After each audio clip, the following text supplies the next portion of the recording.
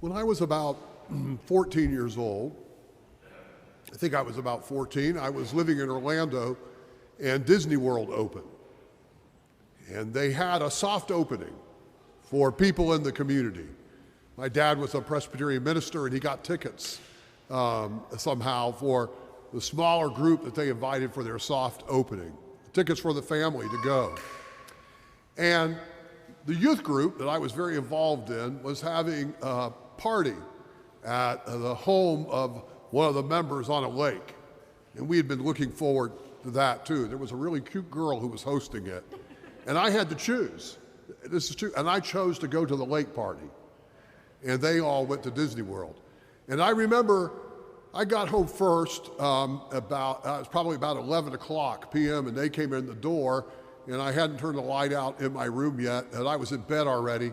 And they came into the room, my dad, my mom, my two brothers, my sister was just a baby, and they said, "Oh, John, you should have seen it. It was wonderful.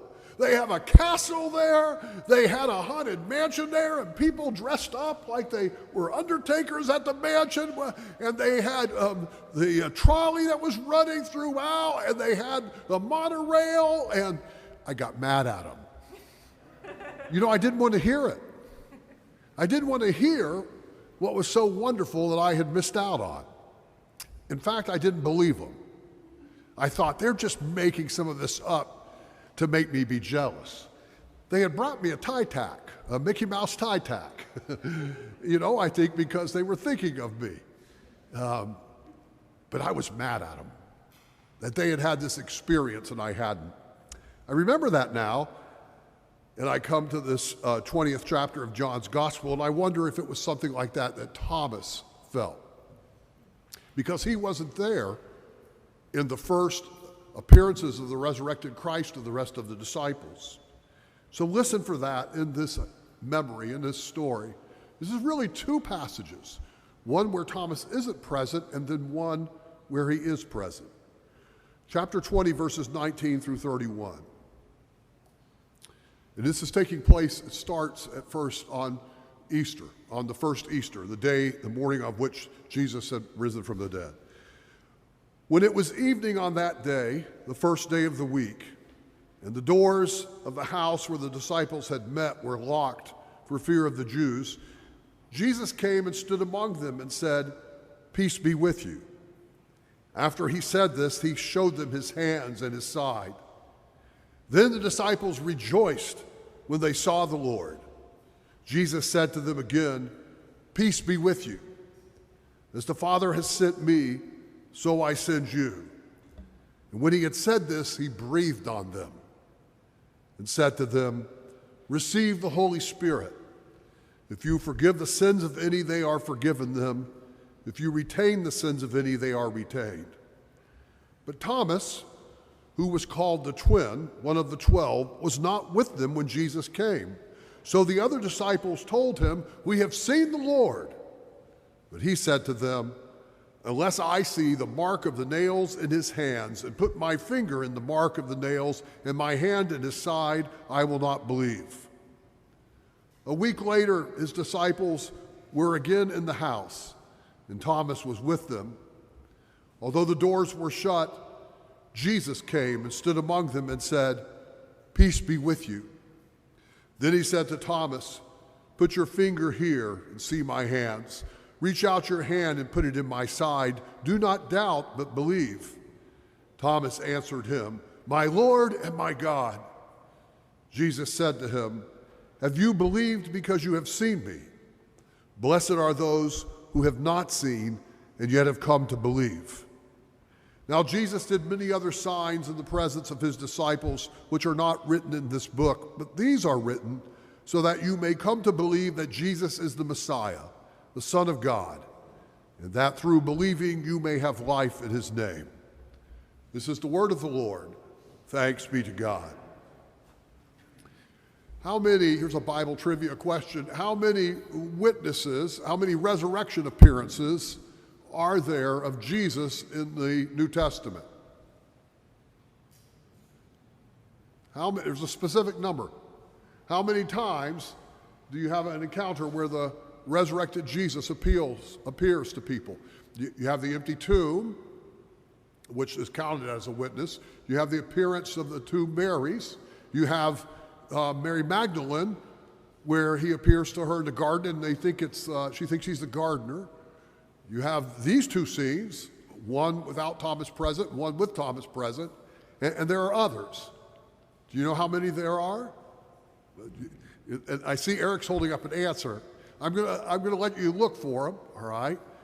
But don't forget to look in the epistles, where the Apostle Paul reports that he also saw the resurrected Lord, and says, and as many as 500 other people saw him, more accounts than we can share at this moment. In other words, the resurrected Jesus appears multiple times, and there are multiple witnesses. But this particular memory we come to again and again every year. The larger church says to us, as an act of wisdom, I think, be sure to read this at least once a year. There's something very important in this story, important enough that they want it to be a family story that we're sharing together at least once a year. Why this passage? Why on this day? In part because this is the Sunday after Easter, and the second part of the account takes place the Sunday after Easter. I mean, chronologically, it's the same day on which, when Thomas is present, Jesus appears again. So it fits that way. Although it's an evening text, it's still the same day. So it fits well in that sense. But I think a part of the reason they wanted us to hear it again regularly is because of the questions. What sometimes is called the doubt.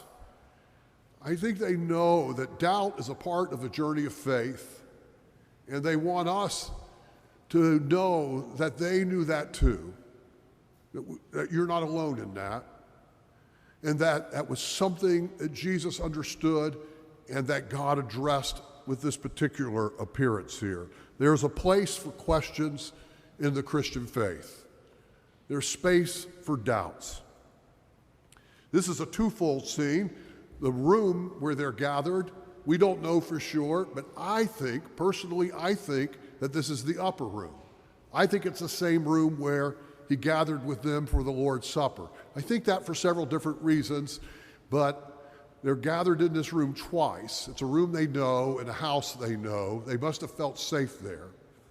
And it also gives us some insight into the nature of the resurrected Jesus, because you get the tension of two natures of his body. He's present in the resurrected body. The nail marks are in his hands. Thomas is invited to put his hand in his side. It's a real body here. But also it has supernatural ability. He appears in the room when the doors are locked and he doesn't pass through them. He's there and then he's gone. So it's both the resurrected body and the tension of it being different than the mortal bodies. And it says, when the resurrected Jesus greets the disciples, he greets them in a specific way. We know this is important because it's repeated 3 times in this passage alone. He greets them in a specific way. Did you hear it? What he says to them? Peace be with you. It's mentioned in a number of places in the Gospels and in the epistles. But here it's repeated 3 times. Jesus himself, John is going at lengths to be sure that we hear this is the greeting. Peace be with you, he says to them. Meaning the peace of God be with you. Meaning all of the things that the peace of God is bringing to you, that be with you. Meaning the love of God be on you. The care of God be near you. The plan of God be before you. The truth of God sustain you. The forgiveness of God be imprinted in you. The serenity of God reassure you. Peace be with you, says Jesus. Shalom to you, says Jesus here. This is what the resurrected Jesus brings. Shalom to you. And it must have been very healing for them. I think that because I think they were traumatized. They had been through the horror of an execution, a graphic physical execution, and this must have been healing to have Jesus greet them with peace after that. And then the incongruity of the resurrection accounts of what they had seen, of what some had not seen, of what they were hearing, It had to be confusing, a whirlwind of thoughts, and Jesus greets them with, "Peace be with you." It must have been experienced as an unusual act of God's grace for them. I think it made a deep impression on them. I think they never forgot it. I think they never got over it, because they started then using it as the way they greeted each other, particularly when they gathered for worship on that day, the first day of the week, which they did. They then started to worship on this day, Sunday. That's a witness to the resurrection, you understand. Something happened. Something happened that was significant enough to cause an entire group of people who were part of a tradition that for thousands of years had been faithfully celebrating the Sabbath on one particular day to suddenly move and start celebrating it on another as a group. And as they gathered, they used this greeting with one another. They adopted it as a sign, as a witness. The exchange of God's peace began to be a regular part of their fellowship. And so it became not just peace be with you, but the peace of Christ be with you. The peace that was possible through the resurrection of Jesus be your peace also. And we continue in the life of the church to have that be at the core of our gathering still. In the pandemic, it's been restrained from us, and that's been one of the losses in the pandemic. We've worked to find creative ways to include it because it's such a vital part of the gathering tradition. We've done it sometimes on video with different people bringing it. We've had you wave at each other without speaking, but we miss it, and we will return to it because it comes right here from the Gospels with Jesus himself. When we greet each other in worship with the peace of Christ be with you, we're participating in this over 2,000-year pattern of the witness to the appearance of the resurrected Christ. It's a resurrection witness. In fact, your gathering here is a resurrection witness, following the pattern of this story. Now, sometimes popularly, Thomas is called Doubting Thomas. It's a bum rap. I don't think it's the name that should be applied to him. Remember these things about Thomas. Thomas is the one who in the 11th chapter earlier, when Jesus told them that they were going to Jerusalem where he would suffer and he would die, Thomas is the one who on hearing that turned to the other disciples and said, "Let us go with him that we might die with him." So we could accurately call him brave Thomas, loyal Thomas. He wasn't there when the others saw the resurrected Christ, and so understandably, he did question it. You would have too. I certainly would have. He shows up now with them. He does return at personal risk, and he expresses his questions, his doubts, and that's not bad. Mature faith always wonders. Faith seeks understanding. There's a place for questions and uncertainty and even doubts in the Christian journey. Now, there's current scholarship that wonders if doubt is the right word here at all. There are several words for doubt in Greek, and there's one scholar who's pointing out that none of those words are used here. He's suggesting that this might be better translated, Thomas saying, "I don't have trust in it." But it's a very honest moment. And this week I found myself thinking, what is the opposite of faith? Is it doubt? I don't think so. I think the opposite of faith is arrogance. If faith is trust based on what you've experienced and what you've come to believe relationally, the opposite of that is the kind of arrogance that has no questions at all, that says arrogantly, "I know for certain." There's a place for questions, for doubt in faith. And so we're grateful to Thomas for helping us to know that those questions are a part of the mature journey of faith over time, and that for centuries, for generations, others have shared with us in them, and that Jesus can hear them and invites us to bring them forward. Tradition tells us that Thomas went to India when the apostles dispersed and took the gospel to other places with time. Tradition says that Thomas went to India and proclaimed the gospel there.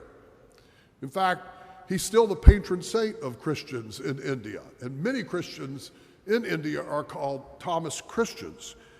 Tradition says he was martyred there. In fact, it says that he was killed with a spear in his side, similar to the piercing of Jesus. That's why a spear is associated with his emblem when you see it in stained glass windows or crests in different places. Tradition says he was faithful throughout the journey of his life. And here, this scene that we see today ends not with his questions, but with his profound confession of faith. Do you remember what he says? My Lord and my God. It's a confession we don't hear from the other disciples. It resonates with where he has arrived in his journey. My Lord and my God. Many who did not share the questions that Thomas shared don't bring forward a confession of faith like that. Maybe his faith is stronger because of his questions in the journey. You know why I think we remember him in part? Why, especially once a year, we come back to this memory? Why the larger church says, read this story. Remember Thomas? I think it's because they knew him. I think it's because living his life out amongst them as the early church, they were impressed by the integrity and the authenticity of his faith. The intimacy and the connective power of his own faith journey made an impression on them. It impacted them, and now, through them, it impacts us. And so I'm grateful today for Thomas, for his questions, for his confession of faith, and for the table of this family fellowship meal where Jesus has promised to meet us as well.